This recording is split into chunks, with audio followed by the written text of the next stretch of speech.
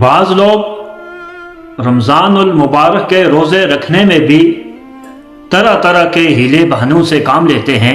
कहते हैं कि हमसे नहीं रखे जाते, हमारा काम सख्त है, हमारी ड्यूटी सख्त है, अगर हम रोज़ा रखेंगे तो बीमार हो जाएंगे वगैरह वगैरह, यानी इस तरह बहाने बनाते हैं और ख़ुद अपने आप को रहमत इलाही से महरूम रखते हैं। जबकि हज़रत अबू हुरैरा रज़ी अल्लाह ताला अन्हु से रिवायत है कि रसूल अकरम नूर मुजस्सम शफ़ी मुअज़्ज़म सल्लल्लाहु ताला अलैहि वसल्लम ने फरमाया कि सूमू तसहू, कि तुम रोज़ा रखो सेहतमंद रहोगे। तो इस हदीस से मालूम हुआ कि सेहत के ख़राब होने के अंदेशे से रोज़ा ना रखना ये एक हिला बहाना हो सकता है, ये एक गलत फहमी या गुमान हो सकता है, एक खाम ख्याली हो सकती है।